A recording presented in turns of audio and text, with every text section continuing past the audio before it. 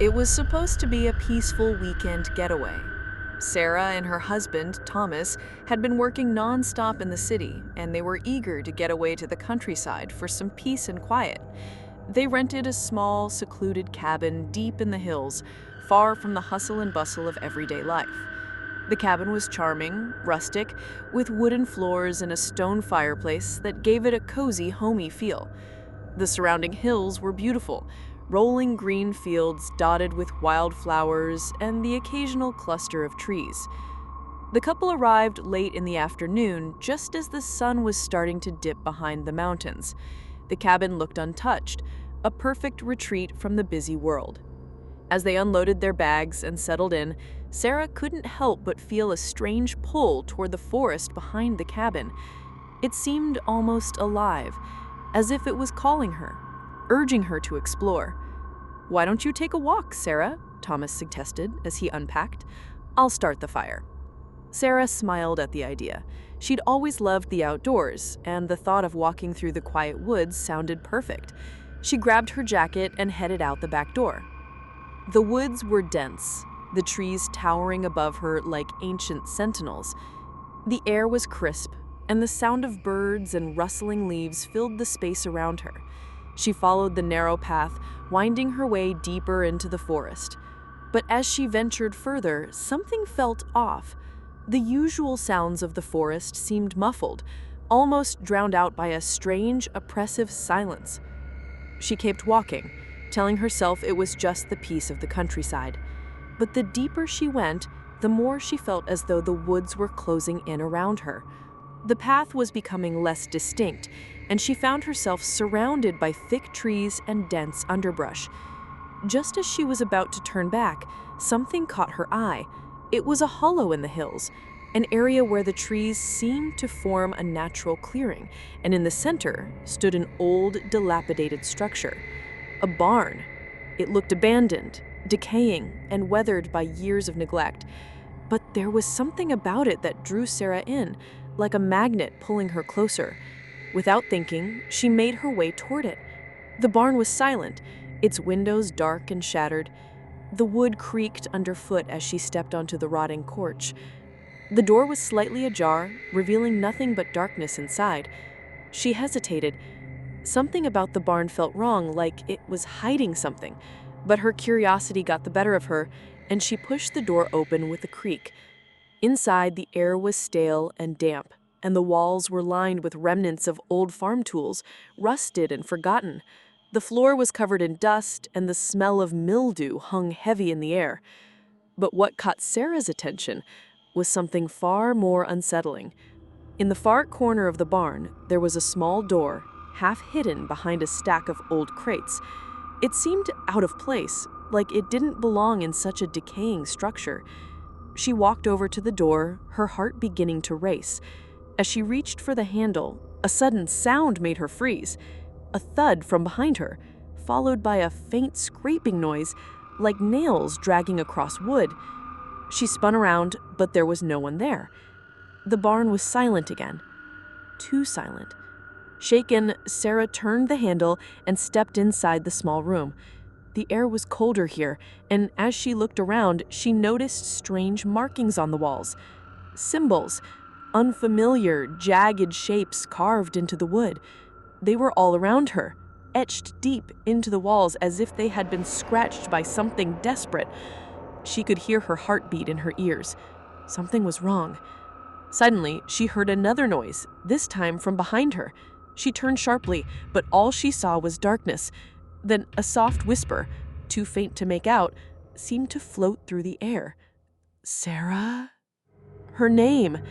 Chills ran down her spine. She tried to call out, but her throat felt tight, constricted. Her breath came faster as she backed away from the door. That's when she saw it, a figure, standing motionless in the doorway of the barn. It was a person, or at least it looked like one, a man. But his face was hidden in the shadow. His body was unnaturally still, almost like he was part of the barn, blending into the surroundings. "Who are you?" Sarah asked, her voice barely a whisper. The figure didn't move. It didn't speak. It just stared at her. With a jolt of panic, Sarah turned and bolted from the barn, her legs shaking as she ran down the path toward the cabin. She didn't stop until she was safely inside, her heart pounding in her chest. Thomas was sitting by the fire, reading a book, completely unaware of the terror Sarah had just experienced. "Is everything okay?" he asked, looking up as she entered. She nodded, but there was a flicker of fear in her eyes. "I don't know, Thomas," she said, shaking her head. "I think we need to leave." But Thomas just smiled, not taking her seriously. "You've had a long day. Let's just relax, okay?" But as the night grew darker, Sarah couldn't shake the feeling that something had followed her back to the cabin. Hours passed, and just as they were getting ready for bed, Sarah heard a noise from outside, a scraping sound, like nails against wood. It was coming from the direction of the barn. She looked at Thomas, but he was already asleep. Her mind raced, her thoughts consumed by the dark figure she had seen in the barn. Then she heard it again, scraping, louder this time. Her fear intensified, and she knew deep down that they weren't alone. Something was watching them, and whatever it wasn't going to let them leave. Suddenly, the light in the cabin flickered and went out. The room plunged into darkness. Sarah's breath hitched as she reached for the flashlight, but before she could turn it on, she heard a low, guttural voice whisper from the shadows, "You shouldn't have come here." It was late September, and I had decided to spend the weekend at my grandparents' farm. They lived in the countryside, miles away from the nearest town, and I always looked forward to visiting. The fresh air, the wide open fields, the peacefulness. It was the perfect escape from my busy life. I was looking forward to spending some quiet time in nature, maybe walking through the woods or sitting by the creek with a good book. Nothing too exciting. My grandparents' farmhouse was old, and it had this charm about it. The wooden floors creaked underfoot, and the walls always smelled faintly of old wood and dust. It was cozy, but it had a bit of a mysterious air to it. They always spoke of the house with affection, but there were stories they'd never tell me, and I knew better to ask. The woods surrounding the farm were always something they steered clear of, especially after dark. They always joked about the strange sounds that came from the forest, saying things like, "The woods are best left undisturbed," or "No good comes from wandering after dark." I never really thought much of it. Kids always loved to make up spooky stories about the woods, and to me, it was just another one of those things. But that all changed one evening. I had been sitting outside on the porch, just watching the sunset, when I decided to take a walk through the woods. It wasn't very late, maybe around 7:30 or 8 p.m., but the sun had already dipped behind the trees, and the evening had begun to settle in. The air was cooling down, and the sky had taken on that deep purple hue, dotted with stars. I grabbed my flashlight and headed down the dirt path toward the edge of the forest. The woods were dense, but not too intimidating. At least, that's how it seemed in the daylight. As I made my way into the woods, the sounds of crickets and rustling leaves filled the air, and I felt that familiar, calming sense of being in nature. I hadn't gone far when I noticed something strange. There was this faint smell, a sort of musky, damp odor that didn't belong in the woods. It didn't smell like earth or leaves or trees. It was unsettling, but I brushed it off. Maybe it was just the moisture in the air from the cool evening. I continued on, my flashlight beam cutting through the thickening shadows. I was starting to feel a little more anxious, like the air was growing heavier. My steps felt louder in the silence, and there was a feeling that I wasn't as alone as I had thought. Then, I saw him. At first, I thought it was just a shadow, some trick of the light, or perhaps even a tree stump. But when I looked closer, I saw that it was a man. He was standing there, just off the trail in the thick shadows of the trees. At least, I thought it was a man. He was tall, wearing dark clothes, but I couldn't see his face clearly, just a figure, mostly obscured by the darkness, his body barely moving. He wasn't doing anything but standing there, completely still. I froze, my heart pounding in my chest. I called out to him, "Hey, is everything okay?" My voice was shaky, but I hoped it would break the tension. Maybe he was lost, or just another traveler passing through. But he didn't respond. He didn't even move. That's when a feeling of dread washed over me. My hairs on the back of my neck stood up, and instinctively I took a step back. I should have turned around right then and there, but I didn't. Instead, I tried to convince myself that it was just some random person who had wandered off the beaten path. I was just about to turn and walk away when the figure finally moved. Slowly, very slowly, he stepped out of the shadows and into the light from my flashlight. His movements were unnaturally slow, like he was trying to make himself as unseen as possible. His face was still in the shadows, but as he came closer, I could see something else. His eyes. They were wide open, and I could see the whites of his eyes reflecting in the light, but there was no expression on his face, no emotion at all. His gaze was cold, calculating, like he was studying me. I took another step back, feeling my heart race. "Can I help you?" I asked, but my voice felt weak. He didn't speak. Instead, he slowly raised one hand and with that slow, deliberate movement, pointed at something behind me. I turned around quickly, my pulse pounding in my ears, but there was nothing there, just the dark woods stretching out behind me. When I looked back at the man, he was closer, much closer than before, but still standing motionless, staring at me with those unnerving, wide eyes. I felt my stomach drop. Something was terribly wrong. I had no idea who this man was, why he was here, or what he wanted. My fight-or-flight instincts kicked in, and I knew I had to get out of there. I turned and ran. My breath came in short gasps as I sprinted down the trail, not daring to look back. I could hear the sound of my footsteps pounding against the ground, the leaves crunching beneath my feet. The sound of the forest felt deafening now. Every crack of a twig, every rustle of leaves sent my mind into a frenzy. I didn't stop running until I reached the edge of the forest where the moonlight spilled onto the clearing in front of my grandparents' house. I didn't dare turn around to see if he was still following me, but I was certain I could feel eyes on the back of my neck. I burst through the back door, breathless, my heart hammering in my chest. My grandparents were in the kitchen, unaware of what had just happened. I slammed the door behind me, locked it, and leaned against it, trying to steady my breathing. I tried to tell myself it was just a random person who had been in the woods, maybe just some farmer or traveler who had gotten too close to the property.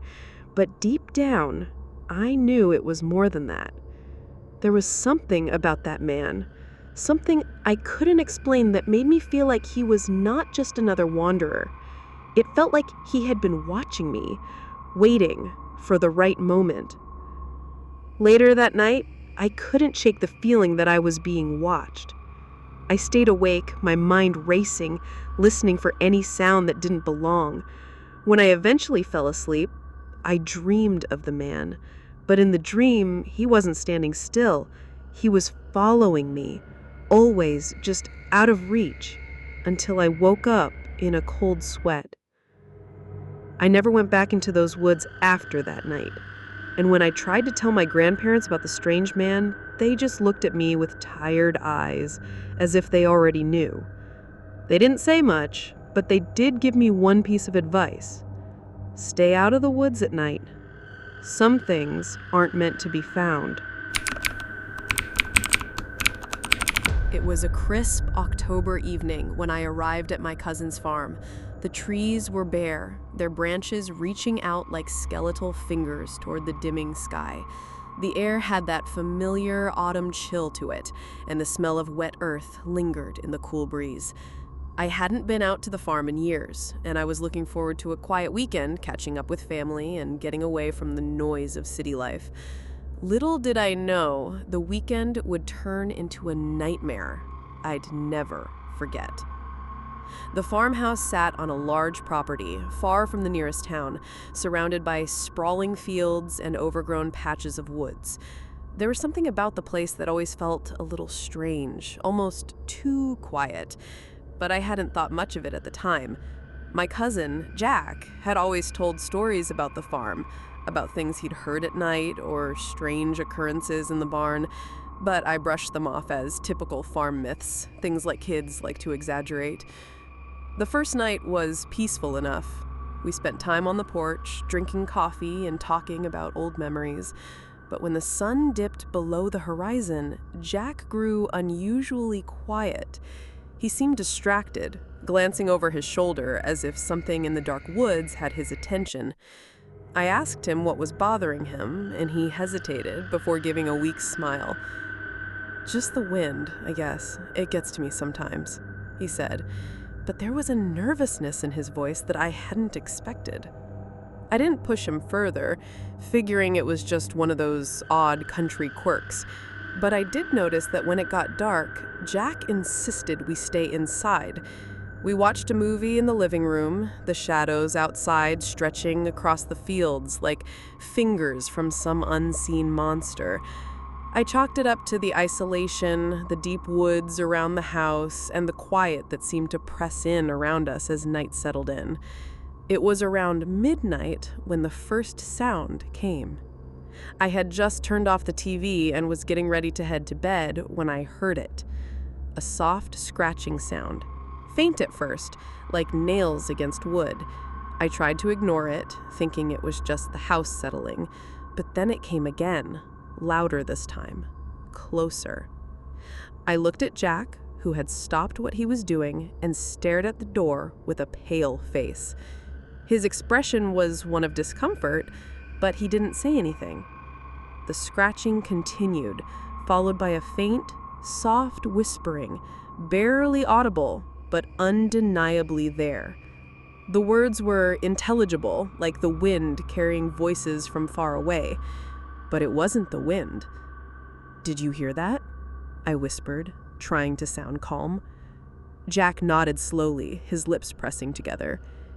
"It's the barn," he said quietly. "Don't go near it tonight. Trust me." But I didn't trust him. The whispers were too real, too close.